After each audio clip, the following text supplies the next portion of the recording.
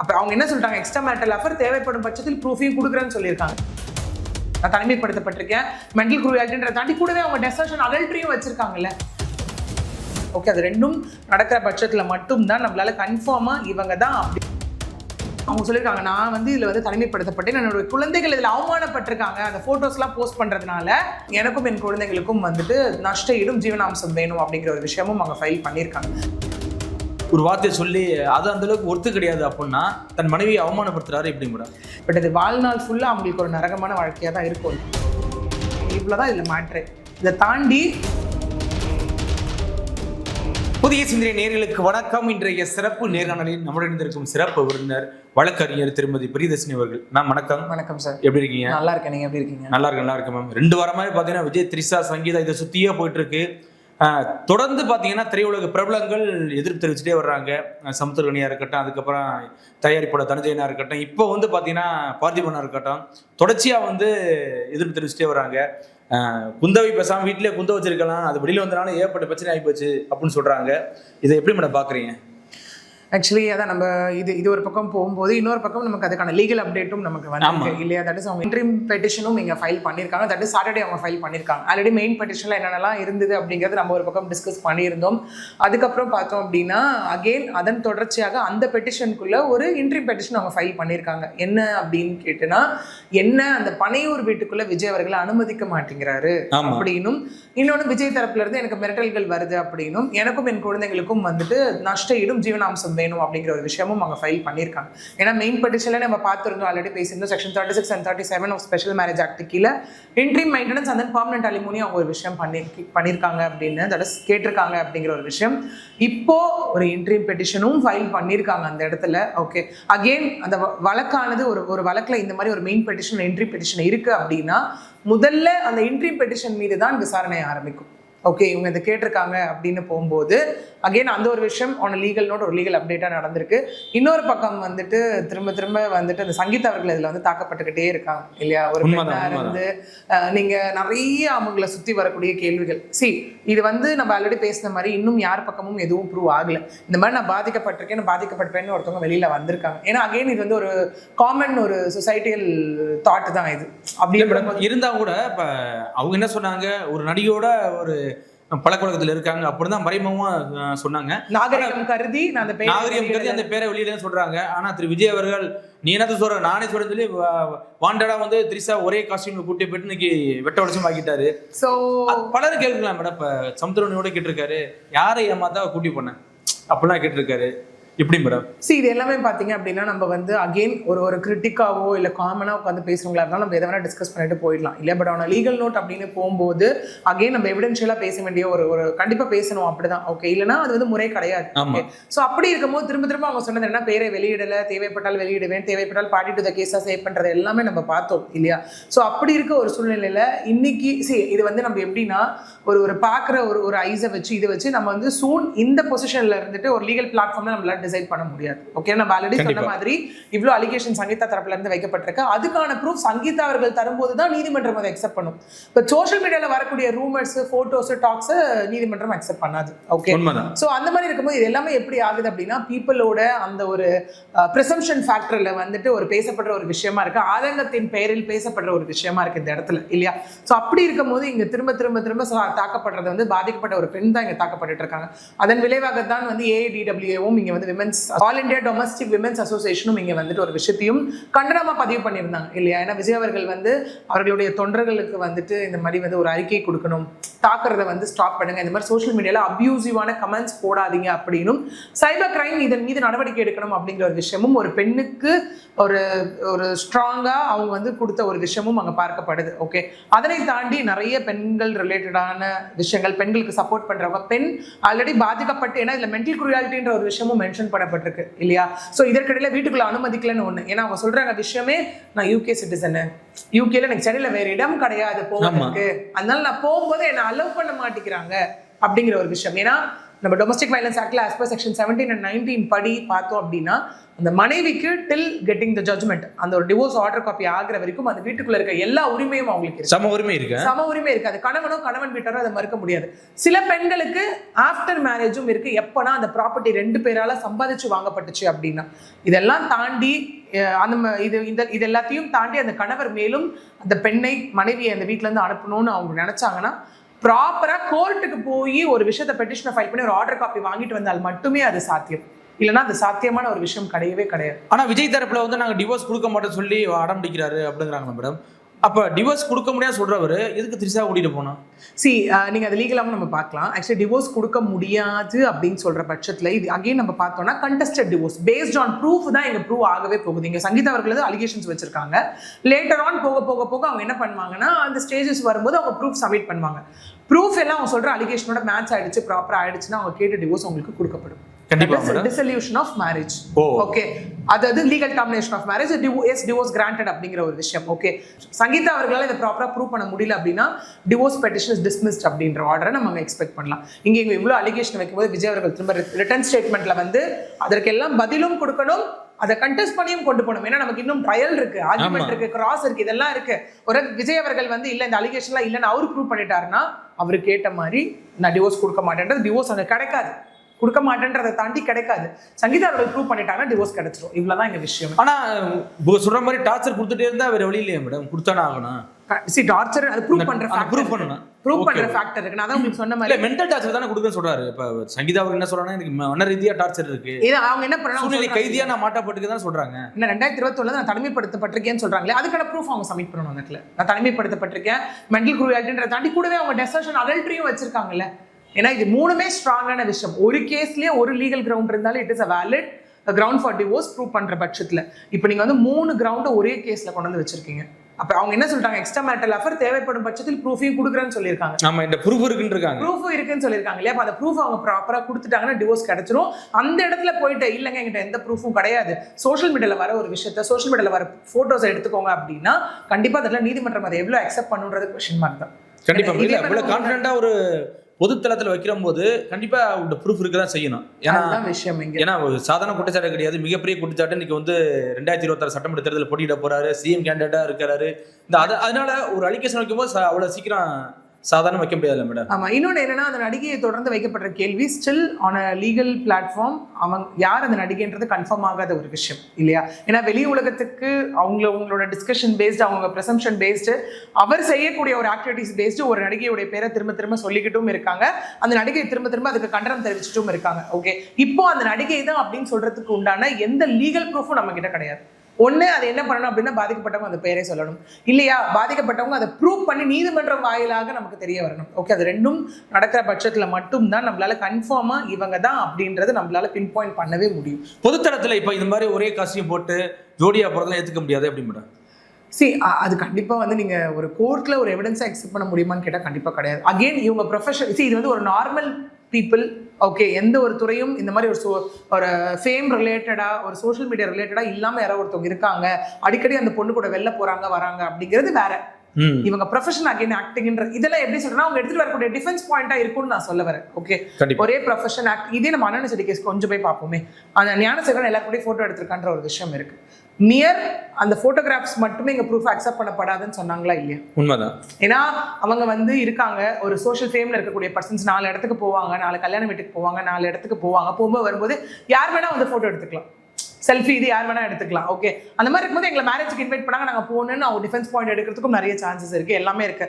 But இதுல சம்பந்தப்பட்டவங்க இருக்காங்கல்ல, அவங்க எந்த அளவுக்கு இதை ப்ரூவ் பண்ணி இந்த விஷயம் உறுதியாகுதோ அதனை பொறுத்து மட்டும்தான் நம்மளால அது யாரு அப்படிங்கிற ஒரு விஷயமே நம்மளால கரெக்டா கன்ஃபார்ம்டா சொல்ல முடியும். இப்போ ஒரு ரூமர்ஸ் ஒரு இன்ஃபர்மேஷனை வச்சு நம்மளால அதை பின் பாயிண்ட் பண்ண முடியாது. இப்ப விஜயோட குழந்தைகளை சொன்னா நீதியாசை ஏத்துக்குவாங்களா? எப்படி? கண்டிப்பா ஐ விட்னஸா உள்ள இன்க்ளூட் பண்ணுவாங்க. அவங்க சொல்லியிருக்காங்க, நான் வந்து இதுல வந்து தனிமைப்படுத்தப்பட்டேன், என்னோட குழந்தைகள் இதுல அவமானப்பட்டிருக்காங்க, அந்த போட்டோஸ் எல்லாம் போஸ்ட் பண்றதுனால அவர் வந்து அப்ஜெக்ட் பண்ணல, எதுவும் கேள்வி கேட்கல, குழந்தைகளும் இங்கே அவமானப்பட்டிருக்காங்க அப்படின்னு சொல்றாங்க இல்லையா? தேவைப்படும் பட்சத்தில் ஒருவேளை விஜய் அவர்களே எங்கள் குழந்தையோட கஸ்டடி ஏதாவது டிமாண்ட் பண்றாருன்னு வச்சுப்போமே. ஏன்னா நம்ம முன்னாடி நடந்த செலிபிரிட்டிஸ் கேசஸ்லையும் பார்த்துருக்கோம், சில இடத்துல குழந்தைங்க நான் எப்படியாவது நான் வாங்கிடுவேன் குழந்தைங்களை தான் நான் கஸ்டடி பெட்டிஷன்லாம் போடுவேன்னு சொன்ன கேசஸும் நம்ம பார்த்துருக்கோம் இல்லையா? அந்த மாதிரி விஜய் அவர்கள் இங்கே குழந்தை எனக்கு வேணும் அப்படிங்கிற மாதிரியான ஏதாவது ஒரு விஷயம் இவங்களுக்குள்ள சமரசமா எந்த தீர்வும் வரலன்ற பட்சத்தில் அப்படி போனார் அப்படின்னா இவங்க 2 பேருமே இங்கே மேஜர். அப்படி இருக்க பட்சத்தில் interest of the child matters. நான் யார் கூட இருக்க போறேன்றது அந்த குழந்தைங்க டிசைட் பண்ணக்கூடிய ஒரு விஷயம். இது ப்ரூவ் ஆகுற பட்சத்தில் எஸ் விட்னஸ் டு த கேஸாகவும் அவங்க இன்க்ளூட் பண்ணப்படலாம். ஒருவேளை இப்போ என் தந்தை வந்து இப்படிதான் பண்ணாரு, எங்க அம்மா டார்ச்சர் பண்ண சொல்லி அது விட்னஸா வந்து நீதிமன்றத்தில் சொன்னா ஏத்துக்குவாங்களா? எப்படி? கண்டிப்பா. Again as witness to the case, particular case. கண்டிப்பா அதுவும் ஒன் ஆஃப் தி எவிடன்ஸா இந்த கேஸுக்கு கன்சிடர் ஆகக்கூடிய ஒரு விஷயமா தான் அங்கே இருக்கும். கண்டிப்பா. அப்படி சட்டத்தை தாண்டி பல பிரபலங்கள் எனக்கு வந்து எதுக்கு ஏன் கூட்டிட்டு போனோம், இதை யாரை பழிவாங்க, அந்த பொண்ணு என்ன பண்ணுச்சு அப்படின்னு சொல்லி நிறைய விமர்சனங்கள் வருது. இதற்கு வந்து தொடர்ச்சியா வந்து திரிஷா அவர்கள் பதில் கொடுத்துட்டே வர்றாங்க. இது வந்து பொது தளத்துல வந்து அநாகரிகமான பேச்சு எல்லாம் பேசலாமா அப்படின்னு சொல்றாங்க. எனக்கு விஜய்க்கு சம்மந்தம் இல்லைங்க, நாங்க நட்பு ரீதியா அப்படின்னு சொல்லி ஒரு வார்த்தை சொல்லலாமே, அதை தாண்டி ஏன் விமர்சனத்துக்கு பதில் கொடுத்துட்டே இருக்காங்க? இன்னொன்று என்னன்னு பார்த்தீங்கன்னா, அகெயின் அதை வந்து கேள்வி கேட்கறதுக்கான இங்கே ஒரு விஷயம். இது வந்து எப்படின்னா நீங்கள் சொல்கிற மாதிரி ஒரு ஆதங்கப்பட்டு ஒரு வந்து கஷ்டப்பட்டு கேட்கக்கூடிய ஒரு கேள்வி எக்ஸ்பெக்ட் பண்ணுற ஒரு பதிலாக இருக்கலாம். பட் அப்படி இருக்கும்போது நம்ம யாரையும் போயிட்டு இந்த பதில் நீங்கள் சொல்லுங்க டிமாண்ட் பண்ண முடியாது. Okay, that is on social media. Okay, அப்படி இருக்கும்போது இன்னொன்று இப்போ விஜய் அவர்களை நோக்கி ஒரு வாய் திறக்கல ஒரு கேள்விகள் இப்போ மட்டும் இல்லை, அரசியல் ரீதியாக இருக்கட்டும், இதுவாக இருக்கட்டும், அது எந்த கட்சியை சார்ந்தவர் யார் இந்த மாதிரி ஒரு பிரச்சனையில் மாட்டும்போது வைக்கப்படுற ஒரு கேள்வியாகவே இருக்கு. பட் அப்படி இருக்கும்போது அவங்க மேண்டேட்டரி அட்ரஸ் பண்ணி ஆகணுன்ற எந்த வித கட்டாயமும் அங்க இல்ல.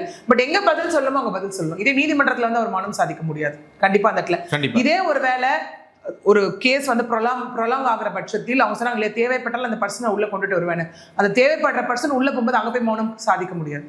ஓகே, அங்க அவங்க கண்டிப்பா பதில் சொல்லி தான் ஆகணும் அந்த இடத்துல இல்லையா? சோ அப்படி இருக்கும் போது இது இப்ப சோஷியல் மீடியால நடக்கிறது எல்லாமே நம்ம டிஸ்கஷன் பிளாட்ஃபார்முக்கு கொண்டு வரலாம். ஓகே, பட் அதனை தாண்டி ஏன் பண்ணல, எதுக்கு பண்ணல, ஏன் பண்ணணும், பண்ணக்கூடாது அப்படிங்கிறத நம்ம லீகலா கனெக்ட் பண்ண முடியுமான்னு கேட்டா கண்டிப்பா கிடையாது. ஆனா இப்போ 2500 பெண்கள் மத்தியில ஒரு மனைவியை வந்து ஒரு வார்த்தையை சொல்லி அது அந்த அளவுக்கு ஒர்த்து கிடையாது அப்படின்னா தன் மனைவியை அவமானப்படுத்துறாரு எப்படி மேடம்? அது என்னன்னா அது திரும்ப சர்ச்சைக்குள்ளான ஒரு விஷயம். பெண்களுக்கு இடையே வந்து இன்னும் அதன் தொடர்ச்சியாக தான் இன்னைக்கு அவருடைய ஒரு தொண்டரே வந்துட்டு வெளியில வந்து பேசக்கூடிய ஒரு விஷயமாவும் இன்னைக்கு மாறி இருக்காது இல்லையா? சோ அவர் அந்த இடத்துல என்ன அப்படின்னா அது என்னோட பர்சனல் பிரச்சனை, நானே பாத்துக்கிறேன், ஓகே நம்ம மக்களுக்காக வேலை செய்யலாம் அப்படிங்கறதோட அது அந்த அளவுக்கு ஒர்த்து இல்லைங்கிறாருல்ல. அதோட இருந்திருந்தாருன்னு வச்சுக்கோங்களேன், கண்டிப்பா அது வேற மாதிரி ஒரு இமேஜோ கிரியேட் பண்ணியிருக்கும். பட் அதை தாண்டி வர்த் இல்லை அப்படிங்கிறது வந்து இப்ப திரும்ப ஒரு கேள்வி எழுப்பியிருக்கு. அந்த வர்த் இல்லை அப்படிங்கிறது வந்துட்டு உங்களுடைய மனைவியை சொன்னீங்களா, இத்தனை வருஷமா அவங்க கூட வாழ்ந்த மனைவியை சொன்னீங்களா, திருமண வாழ்க்கையை சொன்னீங்களா, இல்ல பிள்ளைகளையா, எதை நீங்க சொன்னீங்க அப்படிங்கிற ஒரு விஷயம் இப்ப திரும்ப திரும்ப கேள்வி எழுப்பக்கூடிய ஒரு விஷயமா இருக்கு. ஏன்னா இப்போ ஒருத்தவங்க பேசும்போது நமக்கு வந்து அது ஒரு ஆன்சரபிளா புரிஞ்சிருச்சுன்னு வச்சுக்கோங்களேன், அது கண்டிப்பா கரெக்டா கொண்டு போய் சேர்த்துரும். இதே அவங்க பேசுறதுல எல்லாருக்கும் ஒரு குவெஸ்டின் எழுப்பிடுச்சுன்னு வச்சுக்கோங்களேன், அது டிபேட்டபிள் கான்செப்டா மாறிடும். அதுதான் இங்க நடந்துட்டு இருக்கக்கூடிய ஒரு விஷயமாவே இந்த இடத்துல இருக்கு.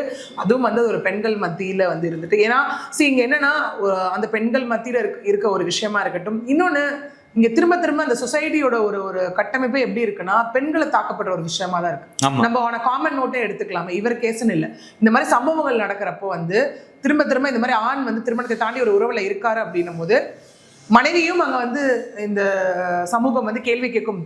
யாருடன் ஒரு தொடர்பில் இருக்கிறாருன்னு வரும்போது அங்கேயும் கேள்வி கேட்பாங்க. ஓகே, பட் நானே யாருமே கேள்வி கேட்கறது இல்லை. இப்போ நம்ம பெண்களுக்கு சொல்றோம் இல்லையா, பெண்களுக்கு வந்து ஒழுக்கம். ஒரு பக்கம் த்ரிஷா ஒரு பக்கம் சங்கீதா தான் பேசிட்டு இருக்கான்.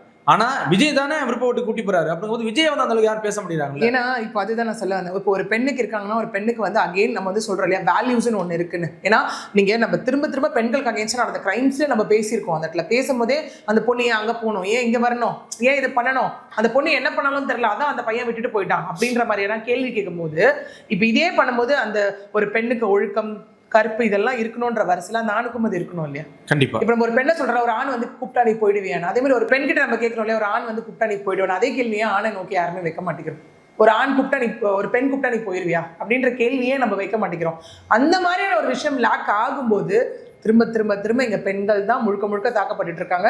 அதுலயும் இதுல கூட வாழ்ந்தவங்களுக்கு தான் அந்த வலியும் வேதனையும் இருக்கும். ஏன்னா இது ஒரு பக்கம் வந்து இதை பிளைண்டா எடுத்துக்கோங்களேன், கண்மூடித்தனமாக சப்போர்ட் பண்றவங்க ஒரு பக்கம் யோசிக்கணும். அகைன் இது யார் பக்கம் தவிர இன்னும் உறுதி ஆகலை. பட் இந்த மாதிரியான ஒரு விஷயங்கள் இருக்குன்னு வெளியில தான் வந்திருக்கு. அந்த பாயிண்ட்ல இருந்தே யோசிக்கணும். அது பெண்களா இருந்தா நாளைக்கு நமக்கே இது நடக்குது, நம்மளுடைய கணவர் இதை நமக்கு பண்ண நம்ம ஏத்துப்போமான்னு ஒண்ணு யோசிக்கணும். கண்மூடித்தனமா யோசிக்க முடியல மேடம். இதே தாபிகா தொண்டர்கள் பாருங்க, எத்தனை லேடிஸ் வந்து பேட்டி கொடுக்குறாங்க, நீங்களே பாத்துருக்கீங்க. நான் பொண்டாடி எழுந்துட்டு போறாங்குது, ஹஸ்பண்டே அனுப்பிச்சு வச்சிருவாருன்றாங்க. இதுக்கெல்லாம் என்ன அர்த்தம்? பிராக்டிகலா இதெல்லாம் பாசிபிளான தவறான வழியில நோக்கி இப்ப தலைவர் கொண்டு போறாரா தன்னுடைய தொண்டர்களை? அவங்களுடைய இப்ப இருந்த ஒருத்தவங்களும் அந்த கட்சியை சார்ந்த ஒருத்தவங்களும் வந்து இப்ப சொல்ற விஷயம் தவறான ட்ரெண்ட் செட்டரா நீங்க ஆயிடாதீங்கன்றதுதான் இப்ப விஷயமா இருக்கு இல்லையா? சோ அப்படி இருக்கும் போது இங்க இதே அந்த மாதிரி கண்மூடித்தனமாக இருக்கக்கூடிய ஆண்களும் யோசிக்கணும். என்னன்னா நம்ம அக்கா தங்கச்சிக்கு இப்படி நடந்தா நம்ம சும்மா இருப்போமா? ஆமா, அதெல்லாம் அகைன் அதுதான். இப்ப நம்ம வந்து எதுவும் உறுதியாயிட்டு நம்ம பேசல, இந்த மாதிரி ஒரு குற்றச்சாட்டு வைக்கப்பட்டிருக்கு, இப்ப இங்க பேசாம விட்டுறலாமே இந்த விஷயத்த. இதை டிபேட்டே பண்ண வேணாம். இது போல டிபேட் பண்றதுக்கு யாருக்கும் ரைட்ஸும் கிடையாது இந்த இடத்துல. ஓகே, என்னமா freedom of speech and expression இருக்குன்னு போய் ஒரு பக்கம் இவங்களை தாக்கி இவங்க என்ன இந்த நேரத்துல வெளில வந்துட்டாங்க, அதை பண்ணிட்டாங்க இதை பண்ணிட்டாங்கன்றதை தாண்டி ஜஸ்ட் இந்த மாதிரி ஒரு நியூஸ் வந்திருக்கு, இவங்க இந்த மாதிரி ஒரு விஷயத்த போட்டிருக்காங்க, அதுக்கு லீகலா இதெல்லாம் அப்ளிகபிள் ஆகும், லீகலா இது இப்படிலாம் போகும்போது அடுத்த கட்டம் நோக்கி போகும்போது யார் மீது தவிர நமக்கு தெரிய வரப்போகுது. இவ்வளவுதான் இதுல மேட்ரு. இதை தாண்டி இதுல வேற ஒரு விஷயமுமே கிடையாது இதுல.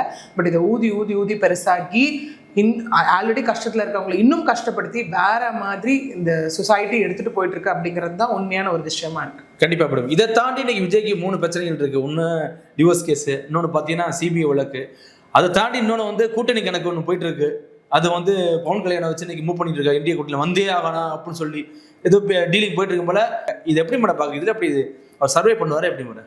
சர்வை இந்த சென்ஸ் எந்த பிரச்சனை வந்தாலும் அட் எண்ட் ஆஃப் தி டே அவர் இதில் எதிர்கொண்டுதான் ஆகணும். ஏன்னா எதுவுமே வந்துட்டு ஏன்னா அந்த கூட்டணி பிரச்சனை அது டோட்டலாக வேற கான்செப்ட், அது அப்படியே நம்ம ஒதுக்கி வச்சிருக்கோம். ஆமா, பொலிட்டிக்கல் அது சரியா. பட் அவனை லீகல் நோட் அப்படின்னு பார்க்குறோம் அப்படின்னா எஸ், இந்த டிவோர்ஸ் கேஸ்க்கான விஷயம் எஸ் அவர் தான் ஃபேஸ் பண்ணி ஆகணும். அதே மாதிரி சிபிஐ அப்படிங்கிறது கண்டிப்பாக அவர் ஃபேஸ் பண்ணி ஆகணும். அவர் தானே கேட்டாரு. தாவேக்கா தரப்புல இருந்து நடந்த ஒரு விஷயம், ஆல்ரெடி அவரை பொங்கல் டைம் அதெல்லாம் என்கொயரி கூப்பிட்டாங்க, தேவைப்பட்டால் கூப்பிடுறேன் அப்படிங்கிற ஒரு விஷயமும் இருந்தது. அதனுடைய ஒரு தொடர்ச்சியாக தான் திரும்ப வந்து இங்க அவருக்கு வந்து சம்மன் அனுப்பப்பட்டிருக்கு. ஏன்னா திரும்ப இந்த இஷ்யூ பொறுத்த வரைக்கும் இன்னும் யார் மீது தவறு, யார் தான்ப்பா இதுக்கு பொறுப்பேற்றுக்கிறது அப்படிங்கிற மாதிரி ஒரு விஷயம்.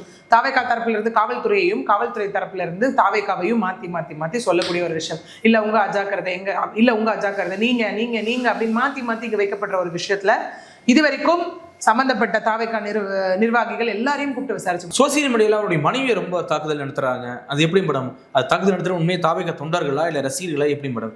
குறிப்பா லேடிஸ் மெயினா யாரா இருந்தாலும் தப்பு. ஏன்னா திரும்ப நம்ம சொல்ற விஷயம் அதுதான், ஒரு பெண்ணுக்கு பெண்ணே கூட நிக்கலன்னா வேற யாரை நிற்பா? ஏன்னா இப்போ ஒரு அது அகைன் நம்ம பார்த்தோம் அப்படின்னா ஜெண்டர் தான் வேற. இப்போ வந்து ஒரு ஆண் இருக்காங்க அப்படின்னா ஆண்கள் வந்துட்டு பார்த்தோம்னா எஸ் பிசிக்கலா ஸ்ட்ராங்கா இருப்பாங்க, பட் பெண்கள் பிசிக்கலா ஆண்கள் அளவுக்கு இல்லைனால எமோஷனலா ரொம்ப ஸ்ட்ராங் அப்படிங்கிற ஒரு சைக்கலாஜிக்கலா, அந்த சைக்கலாஜிக்கலா வந்து ஒருத்தவங்க வந்து அவங்க சொல்லுவாங்கல்ல, ஏதாவது பேசும்போது வந்து இப்போ நம்ம ஏதோ ஒருத்தர் ஃப்ரெண்ட்ஸ் கூட கலவுக்கையெல்லாம் பேசும்போது வந்துட்டு நீ ஒரு பொண்ணா இருந்து பார்த்தாதான், இப்போ எனக்கு ஒரு ஃப்ரெண்ட் இருக்காங்க பாய் அப்படி இருக்காங்க அப்படின்னா, ஒரு ஆண் நண்பர் இருக்காரு, அவர்கிட்ட போயிட்டு நீ ஒரு பொண்ணா இருந்து பாரு அப்பதான் உனக்கு என்னோட வலி வேதனை புரியும் நம்ம சொல்லுவோமா மாட்டோம். அப்படி சொல்லும்போது அந்த சக பெண்களே இந்த இடத்துல வந்துட்டு அவங்களை போட்டு நசுக்கிறது தான் வந்துட்டு அது எப்படி கேவலமான வார்த்தையில சொல்லி திட்டுறது எப்படி எடுத்துக்கிறதுனே தெரியல இந்த இடத்துல. ஆக்சுவலி அது ரொம்ப வந்துட்டு ஏன்னா எப்பவுமே ஆப்போசிட் ஜெண்டர் தான் பிரச்சனைகள் ஆகும். ஆண்கள் ஒரு தவறு செய்யும்போது பெண்கள் ஒரு தவறு செய்யறப்போ ஆண்களும் அங்க சொல்றதுதான் யூஸ்வலான ஒரு ஃபார்மேட்டா இருந்தது. பட் இதுல மொத்தமா கும்பலா சேர்ந்து தாக்குறது தான் ஒரு விஷயம். ஆல்ரெடி அவங்க வந்து ஒரு வாழ்க்கை, ஏன்னா யாருமே வந்துட்டு நமக்கு ஒரு வாழ்க்கையே போக போதும் போது இருக்கக்கூடிய அனைத்து முயற்சிகளையும் எடுத்துட்டு தான் ஃபைனலா அந்த ஒரு விஷயத்துக்கு போவாங்க. ஏன்னா ஒரு கட்டத்துக்கு மேல கணவன் மனைவி வந்து தனக்காக வாழ்றதை விட தன் குழந்தைக்காக வாழ்றது தான் அதிகம். ஓகே, ஏன்னா குழந்தைங்க ஃபியூச்சர் நம்ம பிரிஞ்சுட்டா குழந்தைங்க என்னவான்னு இவ்வளோ விஷயங்கள் இருக்கு. இப்போ எந்த ஒரு இந்த மாதிரி சுச்சுவேஷன் போற பெண்களுக்கும் மனதளவில் அவ்வளோ விஷயங்கள் இருக்கும். நம்ம இதுக்கப்புறம் லைஃப்ல என்ன பண்ண போறோம், நம்ம குழந்தைங்களை எப்படி அடுத்த கட்டத்துக்கு கொண்டுட்டு போக போறோம், இந்த மாதிரியான இவ்வளோ விஷயங்கள் அவங்க மனதளவில் ஆல்ரெடி ஓடிக்கிட்டு இருக்கப்போ அப்ப அந்த சோஷியல் மீடியா கமெண்ட்ஸ் எந்த அளவுக்கு கொண்டு வரும், கண்டிப்பா எவ்வளவு அவங்க மனசை வந்து காயப்படுத்தும் அந்த இடத்துல. ஏன்னா சோஷியல் மீடியானால கமெண்ட்ஸ் விடுங்க, ஓப்பனா திட்டுறாங்கல்ல, கூட்டுறவங்க கூட 10 பொம்பளை வச்சிருக்கான் என் தலையை வச்சுக்க மாட்டானா அப்படிங்கும் போது அப்ப என்ன அர்த்தம்? அவருக்கு விருப்பப்பட்டவரோட ஆசைப்பட்டவங்களோட அவங்க போறாங்க அப்படின்னு விருப்பப்பட்டம் ஆசைப்பட்டவங்க எல்லாம் தாண்டி அதற்காக இவ்வளவு வருஷமாக வாழ்ந்த மனைவியையும் குழந்தைகளையும் அவங்க ஏமாத்திட்டு அவங்கள வந்து கஷ்டப்படுத்திட்டு போகணுன்றது ஒரு விஷயம் கிடையாதுன்னு. அதுதானே, அது யாரா இருந்தாலும் அந்த விஷயம் தானே. ஏன்னா திரும்ப சொல்றேன், அதுதான் துரோகம், நம்பிக்கை துரோகம்ன்றது. ஏன்னா சில கேசஸ் எல்லாம் பாத்தீங்கன்னா பிளைண்டா ட்ரஸ்ட் வச்சிருப்பாங்க மனைவிகள். அந்த இடத்துல என்ன எங்க வேலைக்கு போயிட்டு வர நமக்காக தான் உழைக்கிறாரு அப்படியே விட்டு ஒரு கட்டத்துக்கு மேல என்ன ஆயிடும் அப்படின்னா, சரிப்பா கணவர் அப்படிங்கிறவர் இவ்வளவு ரெஸ்பான்சிபிளா இருக்காரு, நம்மளோட பொறுப்பு கணவரையும் பார்த்துக்கணும், குழந்தைகளுக்காகவும் நம்ம வாழணும், அவங்களே மறந்துடுவாங்க டோட்டலா. நான் என்ன பண்ண போறேன், என்னோட டியூட்டி, அவங்களோட பேஷன் ப்ரொஃபஷன் எல்லாத்தையும் விட்டுட்டு குழந்தைங்களை நான் பார்த்துக்கிறேன். At the end of the day நமக்கு ஒரு தூணா லைஃப்ல எல்லாமுமா இருந்த ஒரு கணவரே நம்ம கூடவே இருந்து இத்தனை வருஷமா துரோகம் பண்ணிட்டு இருந்தாரு, நமக்கு ஒரு அதாவது நம்பிக்கை துரோகம், ஒரு நம்பிக்கையை கொடுத்துட்டு திரும்ப அதுலேருந்து வெளியில போயிட்டாரு அப்படின்னும் போது அது யாருக்குமே தாங்க முடியாத ஒரு வழிதான். ஏன்னா உயிர் போகிறது கூட ஒரு ஃப்ராக்ஷன் ஆஃப் மினிட் ஒரு செகண்ட் தான், பட் அது வாழ்நாள் ஃபுல்லாக அவங்களுக்கு ஒரு நரகமான வாழ்க்கையாக தான் இருக்கும் அந்த இடத்துல. கண்டிப்பா மேடம். இதுல இன்னொரு விஷயம் சொல்லப்படுது, தன் கண் முன்னே தன் பையன் நடிச்சிருக்காரு விஜய் அப்படின்னு சொல்லி பேசப்படுது. அவர் வந்து இப்போ ஐ விட்னஸாக சொன்னா ஏத்துக்குவாங்க மேடம்?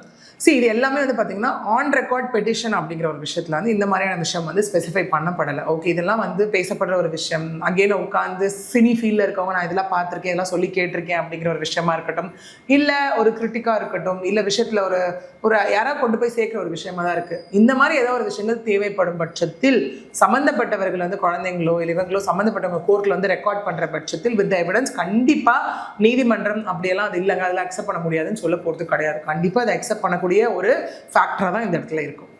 கண்டிப்பா மேடம், தொடர்ச்சியாக பேசுவோம். மிக்க நன்றி மேம். நன்றி.